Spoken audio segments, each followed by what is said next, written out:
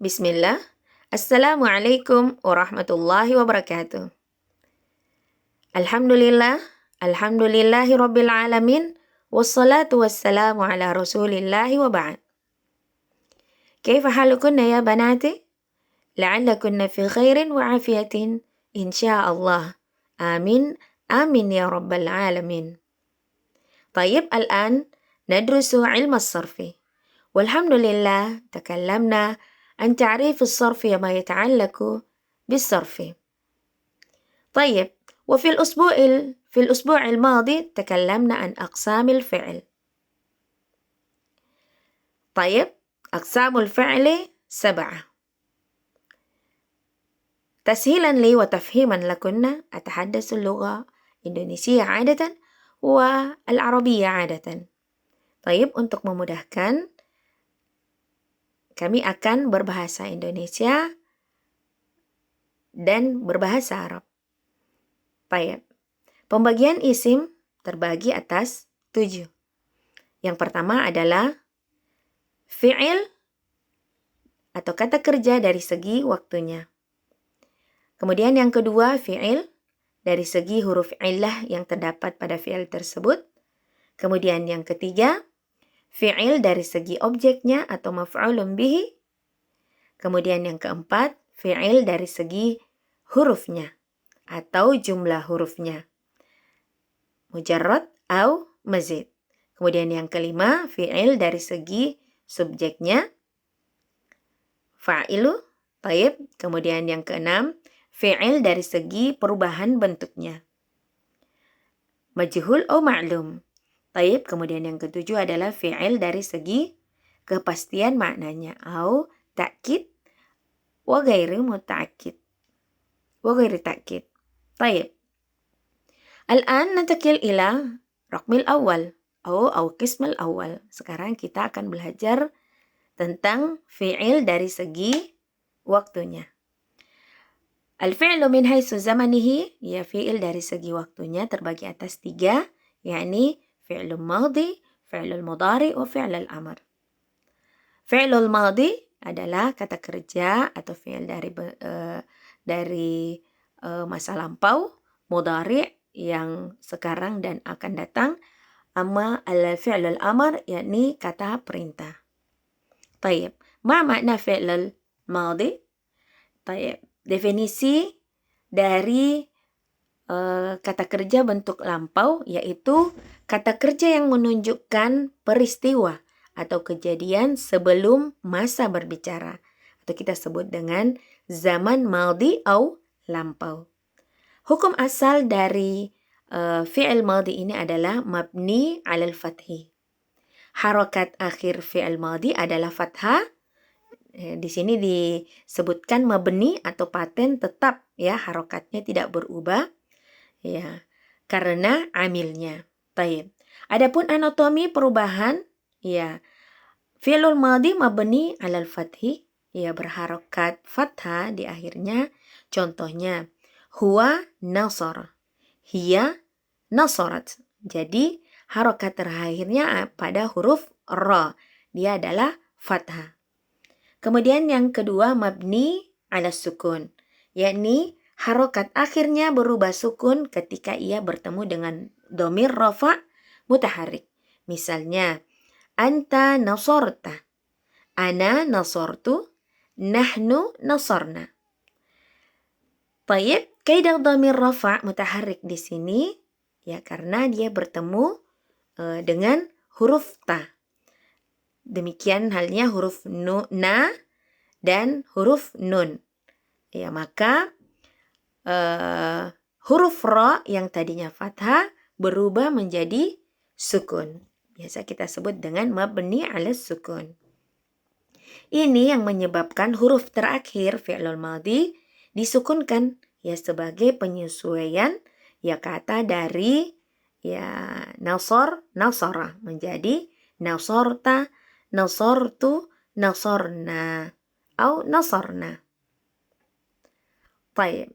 Al-fi'lul madhi di sini juga kita beri contoh di mana fi'il ya atau kata ganti al-ism itu terbagi atas 3. Isim lil ghaib, yaitu orang ketiga. Isim lil mukhatab, yakni kata ganti kedua. Ismul lil mutakallim, kata ganti pertama. Bagaimana kemudian kita bisa meletakkan fi'il madhi ini kepada 3 isim dhamair atau isim kata ganti. Tayyib, yang pertama al-fi'lu lil ghaib pada dhamir ghaib, yaitu huwa nasara, huma nasara, hum nasaru, hiya nasarat, hunna nasarna. Adapun untuk lil mukhatab atau orang kata ganti yang kedua, anta nasarta, anti nasarti. Untuk mutakallim, ana nasartu, nahnu nasarna. Di sini kita bisa melihat ya perubahan harokat fathah ya pada dhamir untuk kata ganti ketiga. Dia harokatnya fathah, mabni alal fathi. Jadi tidak berubah harokatnya dari ya harokat fathah. Kemudian untuk mukhatab dan mutakallim ya harokat ya sukun itu mabni ya pada kata anta nasorta, anti nasortu, anti nasorti. Demikian halnya pada al-mutakallim, ana nasortu, nahnu nasorna. Jadi hukum yang terdapat pada pada fi'il al-madhi di sini ada 2. Harokat mabni bil fathah wa mabni bisuk ala sukun. Tayyib. Sekarang kita berpindah pada fi'il yang kedua, yaitu al-fi'lul mudhari'. Fi'lul mudhari' definisinya di sini adalah kata kerja yang menunjukkan peristiwa pada saat berbicara ya atau setelahnya. Contohnya ya di sini untuk mustakbalnya atau yang sementara berbicara, contohnya yasna'u, huwa yasna'u, bermakna dia sedang membuat. Atau contoh yang selanjutnya, yang suruh, bermakna dia sedang menolong atau dia menolong. Baik. Kemudian yang kedua, gramatikal dari fi'l mudhari' yakni mu'rab.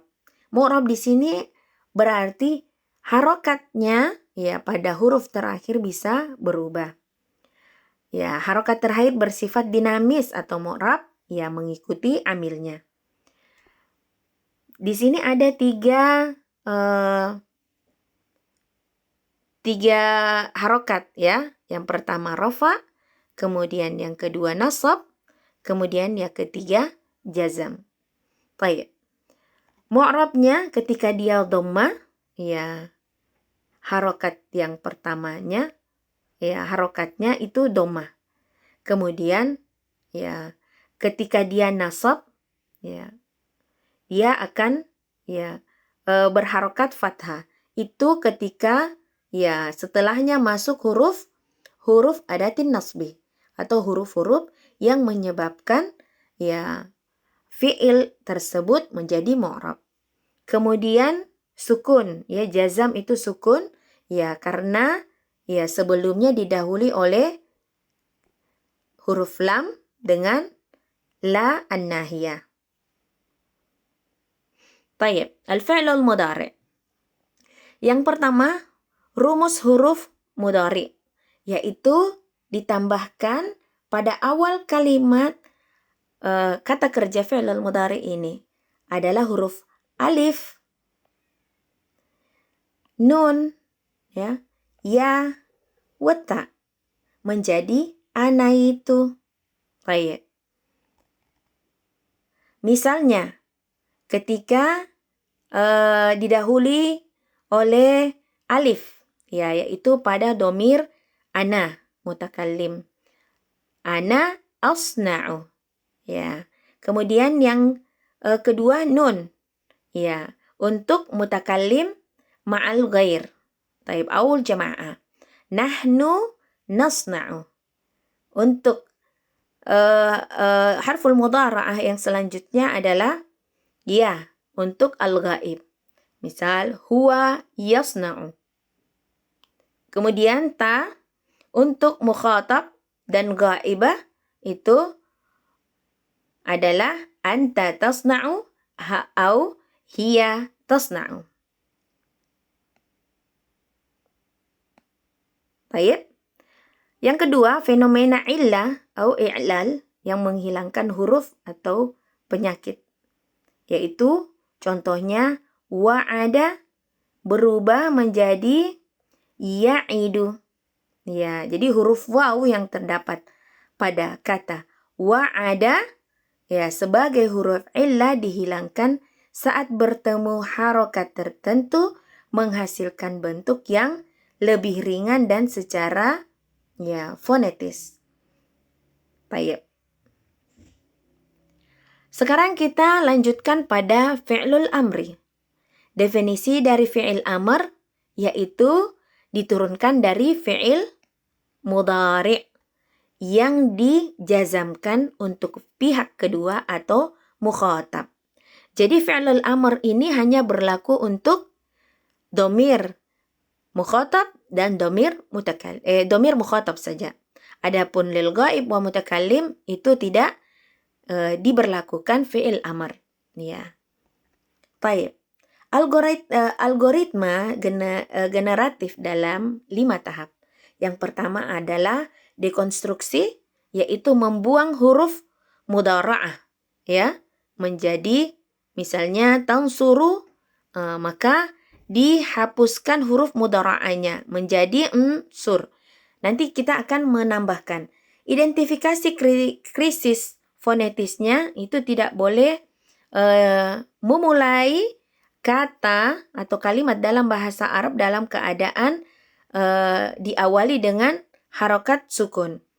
Sehingga injeksi hamzah wasal itu ditambahkan padanya. Hukum harokat hamzah atau dhammah kemudian disematkan kepadanya. Ya, adapun kasrah ya disematkan pada ya kasrah pada harokat fathah dengan ya kasrah. Baik. Kemudian jazamnya ya sukunkan huruf terakhirnya. Jadi setiap huruf fi'il amr itu akan disukunkan huruf terakhirnya. Diawali dengan menghapus huruf mudhara'nya, kemudian menambahkan alif wasal di awal kalimatnya, di mana ketika ainul fi'ilnya adalah dhamma maka harokat alifnya itu menjadi dhamma, adapun alifnya kasrah ketika ainul fi'ilnya fathah dan kasrah. Baik. Selanjutnya fi'lul amr. Algoritma generatif dari fi'lul amr yaitu membuang huruf mudhara'ah dari fi'il mudhari bentuk mukhatab. Contohnya tansuru unsur ya. Jadi huruf tahnya itu dibuang dan kemudian menyisakan inti katanya yaitu na, sod dengan ro.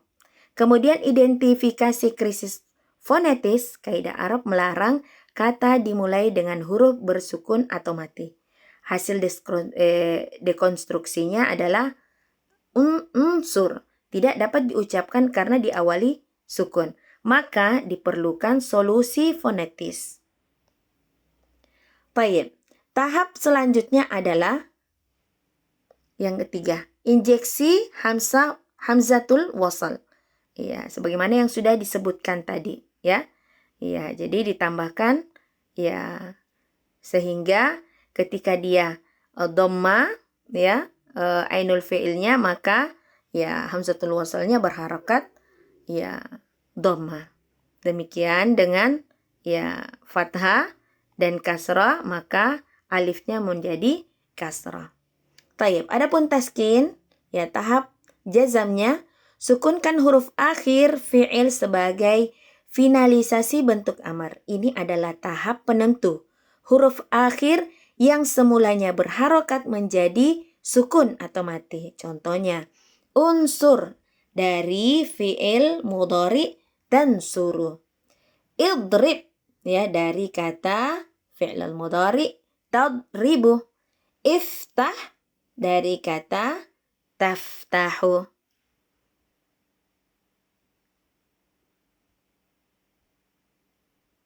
Baik. Integrasi transdisipliner, ya. Di sini kita bisa melihat integrasi sains, ya, dalam perubahan atau pembagian fiil dari segi kata kerja bentuk lampau, kata kerja sekarang, ya, atau mustakbal, dan kata kerja amar. Dalam integrasi sains, ya, hukum termodinamika dan konservasi hurufnya di sini menunjukkan energi tidak hilang, ya. Akar kata literasi selalu terjaga dari kata bayak tubuh uktub. Maka huruf ka, ta, dan ba itu tetap ada dalam setiap bentuk perubahan fi'il. Kemudian integrasi interaksi agama, fi'il madhi bisa kita temukan dari kata qada dan qadar. Di mana qada itu ya menunjukkan ya pada sesuatu yang bentuk madhi, ya, yang telah lampau. Baik. Kemudian yang qadar adalah ya yang belum terjadi. Baik. Kemudian bentuk ya atau mabni pada fi'il mudhari ya adalah ikhtiar ya bagi manusia. Ya, adapun mu'rab atau dinamis dari harokatnya, di sini kita bisa melihat fi'il amr itu ya dalam hukum ya syariat ya, ketika fi'il amr itu maka kuat ya perintahnya dari Allah Subhanahu wa taala. Adapun integrasi PKM ya, tasrif sebagai sosial generik. Kemudian ini generiknya adalah satu potensi akar kata yang menghasilkan banyak bentuk operasional untuk kebutuhan masyarakat.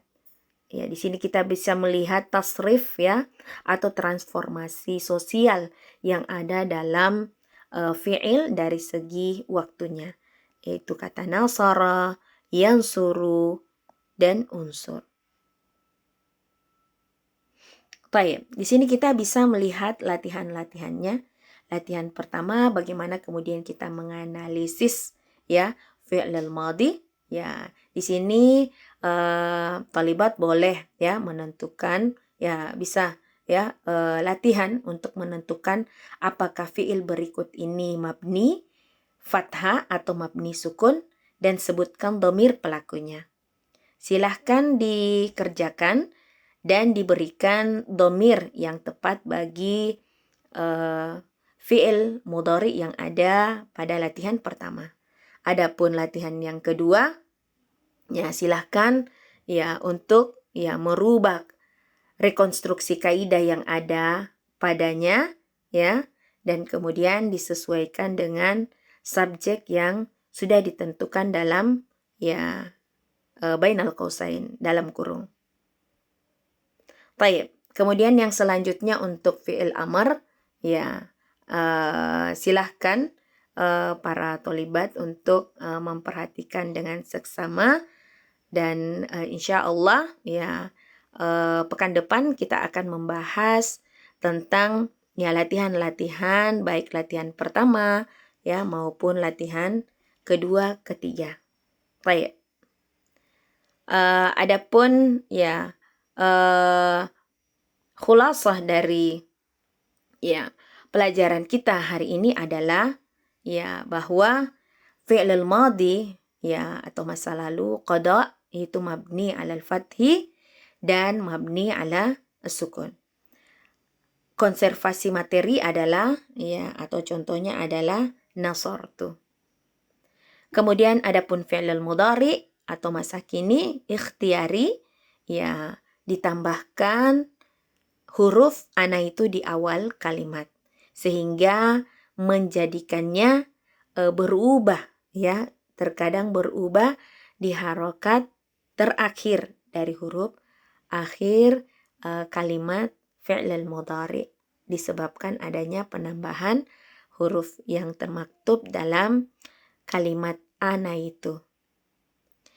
Kemudian fi'lul amr ya, kata perintah ya atau secara syariat itu ada pembentukannya dengan mengamputasi huruf mudhara'anya dan kemudian menambahkan alif atau hamzatul wasal dan mensukunkan harokat ya harokat terakhirnya. Baik, itu saja pelajaran kita hari ini, semoga bisa dipahami. Wassallallahu ala nabiyyina Muhammad wa ala alihi wa sahbihi. Wassalamualaikum warahmatullahi wabarakatuh. Syukran jazakumullahu khairan.